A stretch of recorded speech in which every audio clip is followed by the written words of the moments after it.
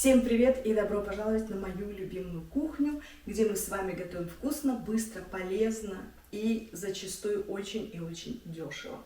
Дорогие друзья, сегодня я хочу с вами поделиться одним чудесным рецептом хлеба. Вы знаете, у нас уже был хлеб творожный, на закваске, овсяный хлеб. А сегодня мы с вами спечем очень и очень быстрый хлебушек из гречневой муки. Ну что может быть еще лучше? Я думаю, гречка у вас во всех странах есть, а мука, тем более, можно самому сделать в кофемолке. Ну что, мои хорошие, приступаем. Для приготовления нашего хлеба нам с вами понадобится из орудий труда комбайн кухонный. Если у вас такого нет, вы можете взять обыкновенный миксер. Силиконовая формочка, в которой мы будем выпекать хлеб. Маленькое полотенце, силиконовая лопатка.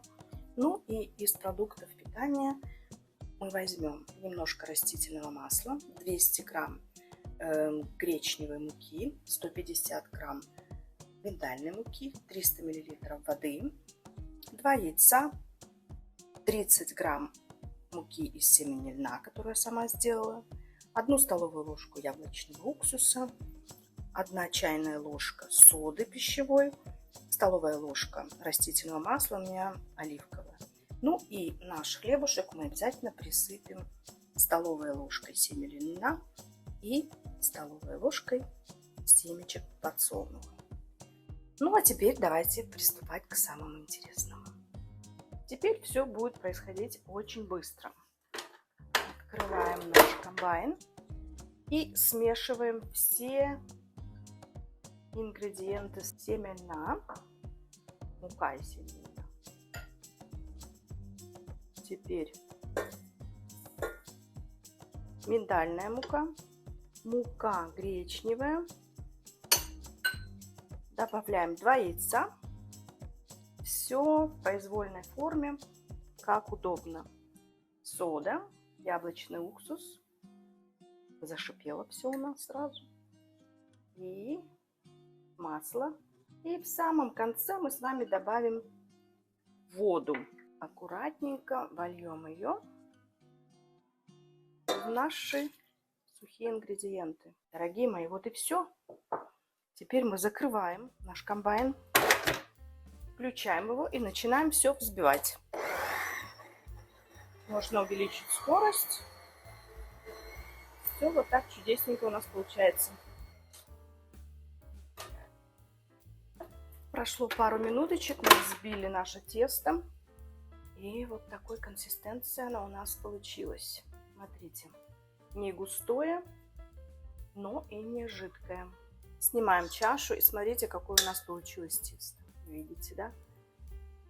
Такой хорошей консистенции, не жидкое, но и не густое. Теперь мы это тесто выльем в силиконовую форму, которую мы должны с вами спрыснуть маслом. Очень удобная штучка. Если у вас нет силиконовой формы, вы можете просто-напросто взять обыкновенную огнеупорную форму пергаментом. Так, ну, теперь мы выливаем наше тесто. Пахнет так хорошо.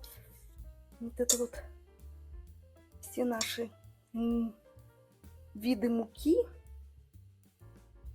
И миндальная, и гречневая, они имеют такой хороший, приятный запах. В завершение мы с вами посыпаем наш хлебушек семечками. И вот такая у нас красочная прям получается картина. Так. И возьмем еще беленькими семечками подсолнуха. Ну как же это все чудесно!